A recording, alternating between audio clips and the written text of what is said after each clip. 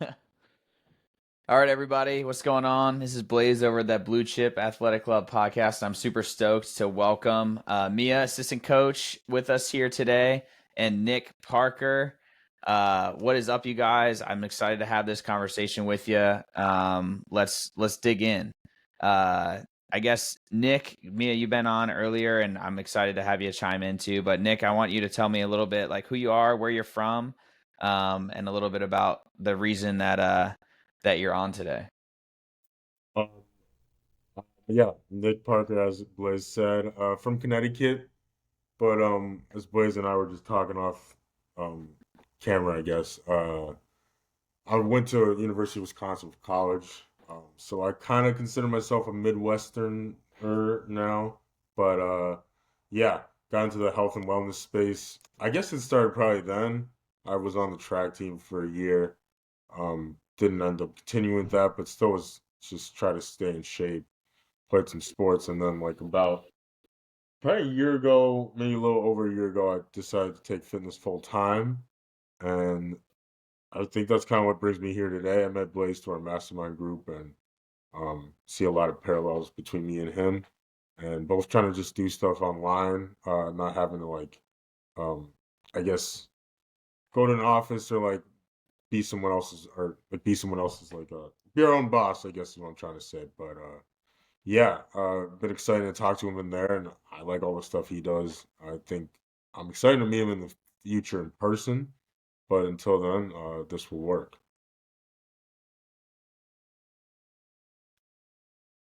Difficulties with my camera, but it's popping on, popping off. Thanks for that too. I'm stoked, Nick. I'm stoked to kind of get to chat with you a little bit today too. And then Mia, if you want to just go through a quick little intro for you too, for the people who don't know who you are, I'd love to have you go through that as well. Yeah, so I'm Mia, currently located down in San Diego, and I got in contact with Blaze as my husband is also a pilot in the Coast Guard, so they were in training together and they ran into each other in the gym. And kind of my husband was talking about how I was looking to get into online training, and it just kind of worked out that Blaze was looking for a coach at the same exact time. So super fortunate to be here. Kind of have moved around a little bit just given that affiliation with the Coast Guard, but have had the opportunity to work with Blaze at Blue Chip, work in person at a gym here in San Diego, and I've also worked with athletes at San Diego State University and University of West Florida. And so all very rewarding experiences, and super excited to be here with you guys. Yeah, sweet. Maybe I'm just gonna be a black screen the rest of the time, but that's okay. Nick, tell me a little bit about the reason that you're gearing up for this super big move, doing this big thing. I know we were talking a little bit off camera, but what does it mean for you, like getting into a fitness space in a new city? And then also like what are some challenges that you think you're going to be hit with when you move out that way? Um, yeah, I mean, the moving to Chicago from Pittsburgh, PA, which is where I am right now, in about 2 weeks, going home to see my wonderful parents for like a week, and then coming back to finalize the move. But yeah, moving there. Hey, my girlfriend, she got a job there, and she is gonna be making some solid income. So I felt like I could move out there. Also, I was telling Blaze, um, I went to college around there, 2 hours away from Wisconsin, University of Wisconsin, and I got a lot of friends in that area. So uh, what I've always kind of looked forward to, knowing that I might move there in the future, was that I have a lot of connections there. So in Pittsburgh, I kind of started from scratch, worked at a few different gyms. Basically, just got like all my clients through like posting on social media or people word of mouth. Where like in Wisconsin, like getting the word out is gonna be a lot. Or sorry, in Chicago, close to Wisconsin, getting the word out is gonna be a lot easier. I know a lot more faces, so I'm excited for that. Think like knowing that I could do it in Pittsburgh, where I really didn't know anyone moving here other than a couple people. I'm pretty confident that I can kind of build my client base back up in Chicago. But as far as any challenges, um, I mean, I guess sometimes I feel like I work like 6 a.m. to 7 p.m. most days.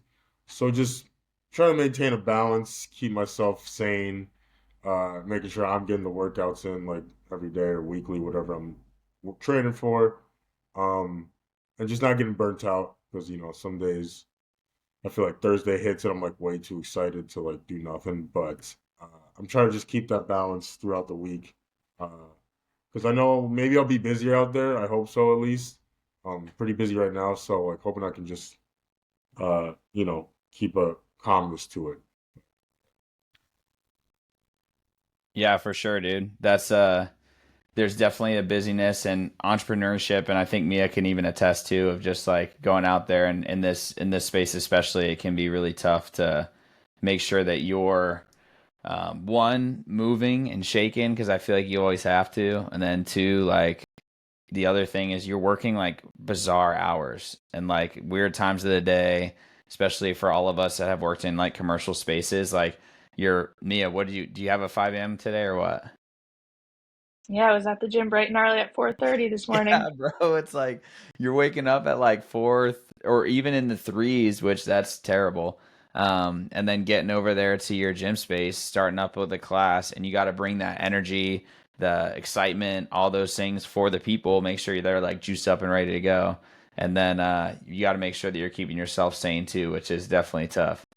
Um, I'm curious to know from both of you, I guess, what has been your biggest challenge within the last like couple years, and especially during like the COVID time frame, when it comes to like your own health and the things that you've been doing for yourself in that regard.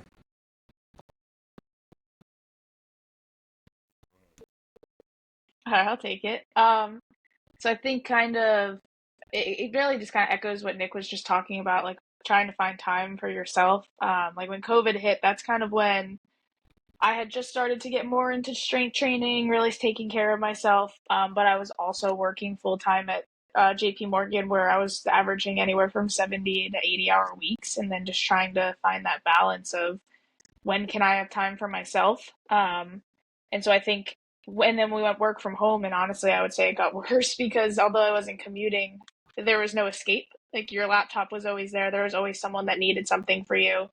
I think the biggest challenge is just making that time, and I think that's kind of one of the things that I hear the most from clients that I work with is I don't have the time. And at the end of the day, like yes, there is always like going to be that person that says you could wake up super early at 4 o'clock in the morning and get it done, and that's when you have the time. And sure, yeah, that's one option. But I think even just finding time throughout the day, if it's just like 15 minutes that you can go take a walk, that you get to like, leave your phone behind, focus on just you. Or if your kids are napping, maybe getting a quick little 20-minute workout in. Just finding ways to prioritize yourself in kind of the busyness of life. That's always been something that I struggle with, and I still think it's something that I have a hard time. Like some nights when we're watching TV, I find myself just on my computer trying to get work done when I really should just be relaxing and hanging out with my husband. So just kind of being able to put work to the side, prioritize time for yourself, and make yourself a priority at the end of the day. That's a great answer, Nick. Hit me. What you got, dude? Um, Sorry, could you repeat the question? I know you brought up Yeah, 2020 COVID. no, you're good. Yeah, no, I feel like the COVID space, I think people are still coming out of it, and I guess I should probably build a little more context in that. Like, I feel like my health journey had actually taken a big shift when COVID occurred. Like, I think that was probably a big shift for a lot of people, whether that's in a positive way or a negative way. I was fortunate, and I made the shift in a positive way, and kind of made a change in my own health that I think was really beneficial for me. But it does come at a cost, and especially when that thing comes into play and the hustler's mindset and all those pieces. So I'm curious, like when the 2020 COVID thing had knocked off and kicked in, like what about your personal health and wellness has changed, and then what have you learned even since then to kind of help get you back to a place where you're like, hey, you're feeling good about the way you're training and helping other people and taking care of yourself at the same time. Yeah, I think uh, it was a weird time for me. I was like about to graduate college. I graduated in like 21. So uh it was kind of like a great shift, like you were saying. Like my friends and I just started they closed down the gyms, which was tough. But we like just started working out in our houses, and we just like kind of made it work with like bands and stuff. So that was really cool because we all just like were outside and active more. We didn't have to go to like in-person classes. So it was cool to see like my friends and I be able to like take that like negative time, but um just like find stuff to do outside of there. But I think kind of what you were saying too was like I've always just I think anyone in my life I try to like emphasize like how important it is to stay healthy because I mean if there's one thing we learned from that time is like if you are more susceptible to like disease, it was just like an unfortunate time for you. But if you were healthy, you saw that like a lot of people maybe they got COVID, but they were able to come out like stronger and it didn't really affect them in the long run. But yeah, I think that was the biggest thing. Like even my parents or my sister or anyone else in my life, I was like, it's just better to be on top of this. Try to eat the right things. Try to get outside. Just make sure you're mentally and physically healthy um, before anything. Yeah. Yeah, tell me a little bit about I want to hear from both of you guys too actually. Tell me a little bit about your guys' personal routines and like the things that you do. I find that a lot of the health people that we talk to are very like methodical, systematic, and they build a bunch of like habits that kind of keep them on track.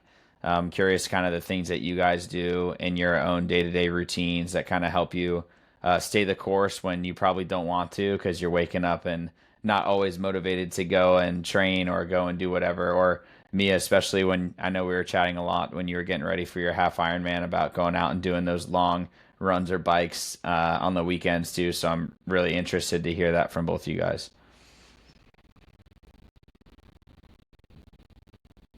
Go. I guess big ones for me is just getting up and trying to get outside within like an hour of waking. I started that probably a couple years ago now, and I've just noticed like a drastic difference there. And then going off that, like I guess trying to just basically do the same things every day, like in the same order. So like get outside, usually train a couple people, and then I'll get my own workout in. Um, always eating like as soon as I get up, or else like I just find myself like stomach's off, and then like everything else is off. So just trying to get some movement every day, whether that's a run, walk, playing tennis or something. And then at night, 9 o'clock, I try to go lights off. I only got red lights in my house. It's funny when my friends call me, they're always like, what are you up to right now?" I'm like, this is how we roll in my house. So that's helped a lot because I feel like I wear a whoop and like I feel like my sleep, um, it's great. Like I feel like I'm out within like 5 minutes again to bed, and then I'm usually trying to be in bed for at least 8 hours, sleeping most of the time there, and yeah, feeling like I'm ready to go the next day. So yeah, I try to keep those things up like on a daily basis. Cool. What about you, Mia? What are your habits and things you kind of fall back on to make sure that you're kind of taking steps in the right direction? Yeah, I think so I was really big on, first thing in the morning, getting up, like having a little snack and then going right into my workouts. But recently my schedule at the gym has changed where I'm coaching every morning from normally like 5 a.m. to noon. So it kind of forced me to adapt a little bit, and it was definitely a struggle at the beginning, but I think what I've tried to kind of just embrace is just sticking with like a similar schedule. So even though it's like I'm not getting my workout in the morning, I'm still up and I'm still moving around. So I think just like that initial kind of burst of energy comes from that morning movement, and that's normally just coaching and walking around talking to people. And then as Blaise knows, I'm very big on my oatmeal. I have oatmeal every morning for breakfast. So I typically eat that when I get home from the gym. And honestly, like I use that time as kind of like, I call it my Mia time. So every morning when I come home from the gym, I eat my oatmeal and I give myself about like 20 minutes to just enjoy it and just relax for a little bit. And I started actually doing a little bit of time blocking in my afternoons. I found that I was just getting kind of lazy and was doing a lot of just scrolling on Instagram and kind of just procrastinating everything I had to do. So in order to stay productive, I started just create like a little time block, and that has helped tremendously with productivity throughout the day. once, my 20 minutes of Mia time is done, then I'm on to the next thing and just trying to make sure that I'm staying on schedule throughout the day. And then obviously if things come up, just adjusting as is. But then in the evenings, I normally take my dog for a walk around like 5:30. Then we cook dinner, watch some TV, and I'm the same way. It's like 8:30, I'm in bed. I don't really scroll on my phone before going to bed. I set my alarms and then I read a little bit and end up knocking out. So I think just kind of keeping a lot of my activity in the morning and then using kind of that nighttime just to kind of cool down, relax, and get ready for bed has been really beneficial at allowing me to sleep well and then be able to tackle the next day. Yeah, no, I dig I dig a lot of stuff that both you said, and Mia, I kind of picked up on something that you said in particular, that you talk about going back and having that Mia time, which I think is really interesting. Like a lot of the stuff that I'm reading recently and stuff that we've been implementing with some of our clients too is that reward for doing something that you're doing. And I think for doing something that you especially want to change. So like let's say for example, you were somebody who didn't like going to the gym, but you knew that you really loved your oatmeal in the morning. Well, if you're somebody who's trying to make that shift or trying to make that change implemented into your life, you could to go to train, and then on the days that you train, excuse me, you have that oatmeal and you have that reward after the fact. What it does is kind of help reinforce the fact that you're doing something, and then eventually it becomes almost automatic to where you're like, hey, this is training your brain, training your habit trail, training all these other pieces so that you can have that effective change over time. And it's something that's really funny and nuanced that I feel like you kind of just grazed over, but it's really important for people to understand. Like, if you're an ice cream person or you're whatever your we'll call guilty pleasure is, like make sure that you help that and use that habit to build some sort of a healthy shift in your life or something like that, especially if it's something that you're looking to do and make that change. So yeah, really interesting point that you kind of made about the way that you've kind of crafted your day and your morning routine kind of around that time that feels really, really nice for you, especially. Yeah, absolutely. I think like knowing that I get to come home at the end of the day and have my oatmeal definitely kind of helps kind of get me through the morning sometimes when maybe I don't really feel like having to wake up super early and be everyone's source of energy at 5 a.m. Yeah, I have another question for you guys too, and this comes from the precision nutrition guy who started like their company. He's got a book called Changemaker that I really really like and read a bit ago, but he talks about the gap between quote unquote us and them, and I know you can't probably see me making air quotes, but I'm doing it over here on my black screen. Again, sorry, technical difficulties, but the difference between us and them, and I think it's really important to kind of understand. I wanted to get your guys' take too. Is like when you're talking to a client, sometimes the social media facade or they think like their trainer or coach or whomever doesn't have the same like struggles and challenges and things that they have to overcome.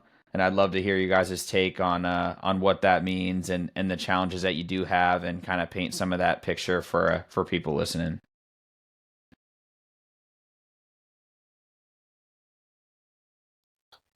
Yeah, I can go. As far as challenges, I feel like the biggest one that I feel like I kind of what Mia alluded to too is like just making sure after I'm coaching because it takes a lot out of you, as I'm sure both of you know. Like um, I feel like it's hard to compare because you'll talk to people in like the corporate world. I know like Mia said she worked for JP Morgan. I was working for Bank of America a while ago. And doing like that 8 hour job where you're just on your computer and you kind of like can just like leisurely go to the bathroom or grab some food real quick versus like coaching where you gotta be present. You gotta be like the most energy in the room. It takes a lot out of you. So like what I really like that she said, she'll try to time block um to try to be productive after that. So that's something I'm trying to work on. Just making sure I'm getting that work done for like people I work with online. Sometimes like I'll be like I had such a long day, but I know in the back of their head, like kind of like you said, Blaze, like if I want to separate myself between us versus them, I'm gonna have to like find a way to get that stuff done that I said I would do. So I think that's like a challenge I deal with, and then just like making sure I'm getting like every workout in that I planned before the week started. Like sometimes I find myself running at 8 p.m. just because like I put it off to the end of the day, but I know that I'm gonna be pretty upset with myself if I don't do it the next day, or if I don't do it the next day. I'm gonna be upset with myself if I don't do it that particular day. So, just yeah, just those constant reminders is like sometimes tough to keep up, but you gotta find a way. Yeah, I think kind of my biggest challenge has always been giving myself grace. Um, I'm very much someone who, if I commit to something, I kind of want to go all in. And even if it's just like, okay, I write myself a program for 5 weeks, I want to make sure that for those 5 weeks, I'm doing the program exactly to a T. Um, Even if that means, like sleeping less or whatever it is. But at the end of the day, like just kind of realizing that progress isn't linear and that if I miss a workout, it's not going to ruin my progress at the end of the day. Or like, okay, maybe I was supposed to do 3 sets and I only do two because I'm running out of time. Just being able to accept that, like, not every day and not every workout or meal or social interaction is going to be perfect, but that the end, like, if you just keep showing up for yourself, it's going to get you to where you want to be. So giving myself that grace that I need to just continue to progress forward has been something that I've been trying to work a lot on, and something that I find that a lot of people kind of come to me and apologize for, like, oh, I'm so sorry I didn't work out yesterday. But I like, just like, I always remind them, like, life happens. It's not the end of the world. And then I just have to know that I have to remind myself that too, since since I'm the same way. Yeah, I can agree and kind of empathize with both of you, kind of sharing those same they we'll call like get it done and almost at any cost, where you can kind of almost run yourself a little ragged. So I totally agree. I'm curious, Nick, I know we're in the mastermind together, and Mia, you've got a background in coaching and being coached as well as someone who, just completed a half Ironman. I want to know, like, from your guys' perspectives, like value of coaching and value of having like a mentor or in some sort of a relationship in that way. Like, how do you guys feel about that? Like, is that something that you, feel like you wouldn't be where you are without it? I'd love to hear kind of your guys' take on coaching in general and what that means to you.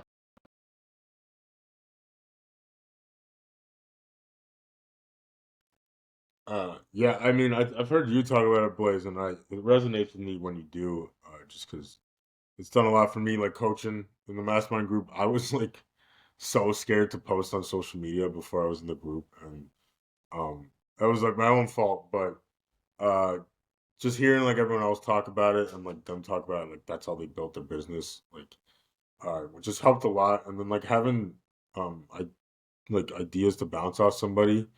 And I'm sure both you feel this way sometimes. We're like we're in this space, and it's oftentimes like on us, like every decision, like what someone's gonna do for the next number of weeks.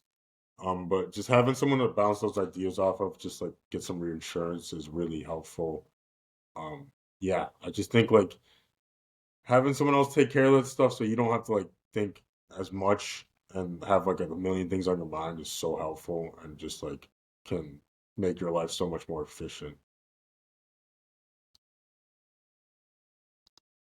Yeah, and I think like it's been just kind of accepting that I don't have all the answers.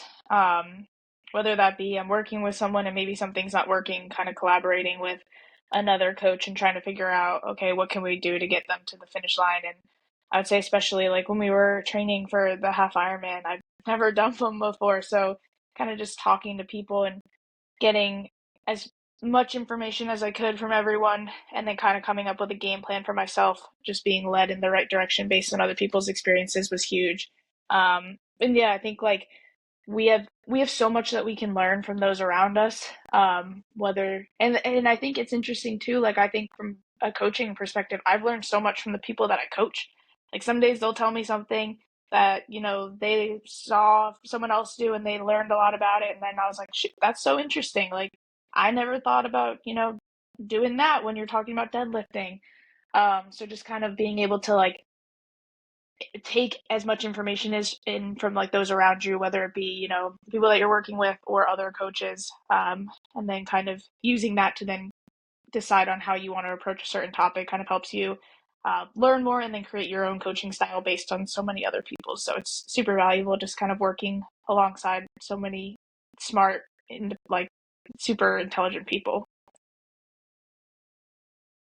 Yeah, that I almost like to say like play dumb a little bit, you know? Like play dumb a bit in the things that you're doing and like rely on somebody else to be able to give you some sort of wisdom or knowledge bomb and be okay with being the new person in the room trying a new skill or just act like you are even if you're not, you know. I still go to group fitness classes and take them with a coach that I have out here in California, and I went in there today, and I'll be damned. Like, I go in there, and you think you're going to get in there, and they're going to do conventional movements, blah, blah, blah. And today we did I don't know if you guys are familiar with, like, I'll call it a surrender squat, but it's essentially like you stand up, you go down on one knee, down on the other knee, and then you stand up on the other side, and you stand all the way back up. Well, we did this move on a Basu ball, and I was like, what in the hell is going on? And I was like, I've never done this. I've never seen this done.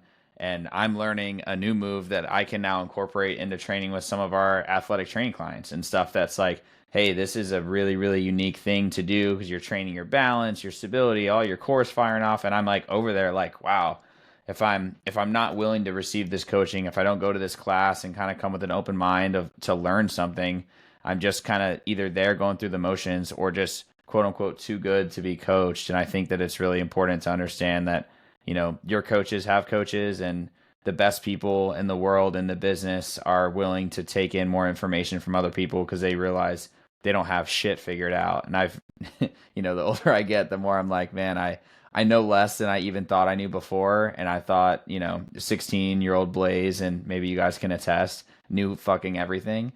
And now, you know, 29-year-old Blaise knows absolutely nothing. And I think 30-year-old Blaise will think he knows even less. So it's funny how, you know, I'm going through that progression myself too. And I can relate to you guys as well.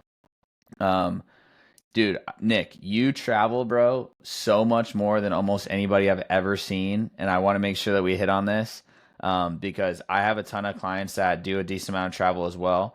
And I really want to ask you, and I want Mia to chime in as well because I know she's done a bit, especially over the summer and us coming down from that. I want to hear like your top travel tips, ways that you're able to kind of stick with it. I know a lot of people when they go on vacation, they punt their health goals, but bro, I see you like running through cities. I see you kind of using fitness as an avenue for a exploration and these other types of things. And I really want to hear kind of your take on traveling and health while doing it and some tips along the way. Yeah. Yeah, I travel a lot. Too much, but that's supposed to slow down soon here. But anyway, I think the biggest thing that I've like embraced about it is like, and I've been doing more of this lately, but I'll go to a new gym basically in whatever city I'm in. So I'll research ahead of time and then I'll be like, oh, this is like an opportunity to like check out a new place. Kind of like we were just saying, new opportunity to like learn something new, how people are doing things. So that's been really cool because I'll look forward to going to the gym. And then for the most part, like every gym will let you come in for free unless it's like I tried a CrossFit place once and they were like, no, you're gonna get hurt. So that was a that sucked, but whatever. And then I would say I think like the Olympics just ended. I think I could go pro in packing. Because I got like list on list and that's really helped me just be efficient with travel. Just because like I'll get it packed like way before. Maybe like I'm traveling on Monday and I'm basically gonna pack my bag today, and that just kind of helps me like just be able to be in the moment while I'm still here. And then like when Monday comes, like I'm up early, my suitcase is in the car, I'm ready to go. So it just kind of like alleviates any extra stress. And then I guess I don't know. I guess the last thing I would say is like if you like to walk or run, like that's just such a great way to explore a new city. It's like a two for one, I would say, and sometimes three if you can like do it with a friend. Um, because yeah, maybe you're visiting somebody and you just take a walk or run with them. So I think that makes it really enjoyable. And then like you can just feel better about yourself if maybe you got off track in terms of like your goals or whatnot.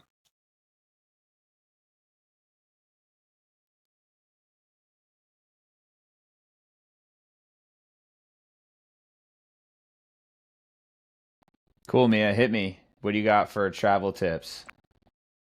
Yeah, I think I like what Nick said about like running and exploring a new city. I think that's something that my husband and I have really taken advantage of since we both love running. So just being able to get out and like explore a little bit, and just finding like easy ways to stay active. You know, like I have like a go-to 15-minute EMOM workout that I do if I just want to get a little bit of like strength training in, but I don't want to take a ton of time. It just allows me to kind of sweat a lot, feel really good, and just kind of like sets me up for success for the rest of my day. And then also I would say, embrace where you are. Like if you're home, like whenever I go home, I have my favorite restaurants that I like to go to and eat the good food. So don't limit yourself just because you're on vacation. Like keep trying to find ways that will allow you to move, but then really just be able to enjoy and be present in the moment wherever you are.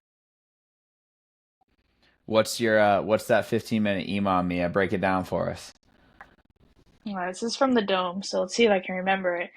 I think it's like there's burpees in it. 1 minute is burpees. Another minute is like mountain climbers and jackknives.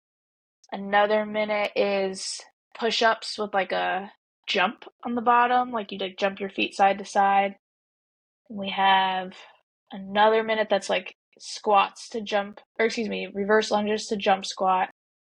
And then the last one, I can't remember what the last minute is, but you do that for like 5 rounds or 3 rounds. It's pretty good. I think I'll have to share it afterwards. Yeah, hell yeah. We'll throw a link down and we'll pop it on, and I bet Nick will try it out and let it make it happen. He was over there like, "Oh yeah, that sounds good." Yeah, nodding the whole time that you were talking It through it. sounds horrible, but I will try it. So It is yeah, horrible, but it's 15 minutes and you're done. easy. Nick, what I meant to ask you before, what track and field event did you used to do? Because I know that you do a decent amount of distance running, but you're definitely not built like a distance runner, my guy. Now, I was a 400-meter runner in high school. That's kind of what I got recruited for, and then I ran a little bit of hurdles in college as well. But yeah, I'm a hooper at heart. Just was better at track. Hooper at heart, that's better at track. Yeah, yeah. I get it, man. It's funny. I play basketball recreationally. And it's funny how like that's the sport that I wish I was like so much better at. Because I feel like you can play for forever, that and golf. And I just happen to be good at like I'm okay, but I happen to be like really good at sports that like you probably don't really ever get to use. So it's funny how like you always want what you don't have in that space too. Cool. The last kind of question I want to leave you guys with, and then we'll kind of get out of here. Um, if you had to give people one like piece of advice, they're out right now, they're in a whether they're at rock bottom or whether they're kind of along the way in their health journey and they're looking for kind of one tip that would be like, hey, if you don't know where to start, this is where I would start, and this is the thing that I would try and do. What would that tip be and why? And then we'll get out of here. I think I'll go with for that context. Uh, just starting to walk. I think walking's like the foundation of everything. We obviously started walking before we could run, and it just gets you outside, gets your digestion going. I think there's just so many benefits that people don't think about, and I think it can just like catapult or just like be a gateway to so many other things. But like you start walking, your mood's better.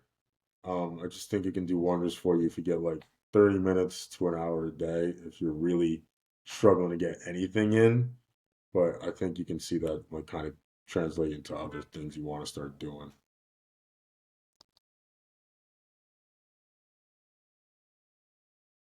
Oh shoot, Nick took mine.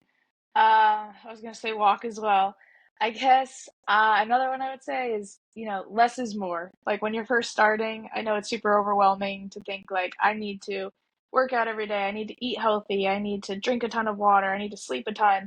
But if you can kind of simplify it to, one habit at a time, so whether that's walking, or instead of eating fried chicken for lunch, you have a grilled chicken breast, something like that. So just these small little changes, just kind of break it down so that way it's a little bit easier for you to digest. And then once you feel good on that habit, start stacking, coming up with a new thing that you want to work on so as to not overwhelm yourself, especially when you're first starting off. Yeah, I want to kind of play off of both of your guys' things and just give a quick analogy. It's like I like to think of it as like a stovetop. You've got like a couple different burner sizes on your stovetop. Big burner size is going to be for like, that spaghetti that you're trying to whip up. You're trying to have that water boil quick so you can eat fast. That's going to be like your big goal, your big rock, if you will, that you're going to work on. So maybe it's walking, like Nick said, or maybe it's focus on something small, like Mia said. Maybe that is like your grilled chicken versus fried chicken. And that's the thing that you're going to work on. And you're going to just focus on that one thing. And then when you feel like you got that under control, you can move that to an ancillary burner and put something else on that big burner to be your focus. So you're not just like going and replacing one habit for another, but you are kind of getting really good at something, kind of harnessing that skill and making sure that you can repeat it over time and then kind of shifting to something else. So I totally agree with what both of you guys said. And cannot echo enough how important it is to be consistent rather than good. It's okay if you're not the best ever right now. You don't need to get into shape before you go to the gym. We hear that a lot as well. I think that's the silliest thing I've ever heard. It's a welcome space, whether you're in a public space or not. If you need an online community, I know a bunch of coaches, the ones in this room especially, that would be willing to help you out and get closer to your goals, whether you're a track star and basketball player or you're a Iron Woman athlete. There's definitely a lot of people out there for you. So cool. I appreciate you guys for both coming on. I don't really have a lot more. I've got to run off to work, but thanks again. And we will throw all your guys' stuff. Nick, send me over your like Instagram page, any other websites or anything like that, and we'll throw that in kind of like the show notes. And I think I've got all of Mia's stuff, so I think I should be good to go there. Cool. Blake, can I ask you a quick question? You got 1 minute? Yeah, for sure, for sure. High Rocks in Vegas, what's your thoughts? Oh, look at Mia's peaked up too. When is it? I think it's in February. I mean, twist my arm, dude. I'm down. Okay. I'd go. Are All you right, doing the yeah. Chicago one, aren't you? I am, but I'm doing a group, and I'm like kind of upset. I didn't realize the group was so like short, and you only do like 2 events or whatever it is. So now I Yeah. got the kids. So you want to go team? You and me do the team one in Vegas? Or duos? I meant, or you want to go single? I like duos. I like Yeah. that. Maybe we could do both. I mean, I know people do that because it's like People pretty do fun. both in the same event? Absolutely not. No, apparently they'll do like singles in the morning, and then like the group events are usually later in the day. They're out of their goddamn mind. I would not do 2 in a day, but Okay. that's just my personal opinion. You'll feel it. You'll feel it. Well, maybe in your group it won't be as bad, but me and I did the individual one the first time because we really wanted to feel the pain. And I don't know, Mia, you can chime in whenever you want, but I thought it was one of, if not the hardest hour, and I think I was done in an hour and like 22 minutes or something like that, and it was definitely like the hardest workout that I've done in a long time. I thought it was harder than the Ironman. I thought it was hard. Yeah, let's do duos. Yeah, I'm down. I'll do it. I'll pop down to Vegas and do that. Let it be known. All right, that's all I got. But it was nice meeting you guys, or Mia, and then Blaise. Yeah, if I don't see you then, I'll hope to see you sooner. Yeah, for sure, you guys. Well, thank you again for coming on. And again, we'll drop Nick's stuff and Mia's stuff down here in the show notes. If you guys have any questions for us, don't be afraid to reach out. And until next time, you don't stop playing because you get old. You get old because you stop playing. Nice, we nailed that one. All right, see ya. Thanks, Blaise. Yeah, see ya.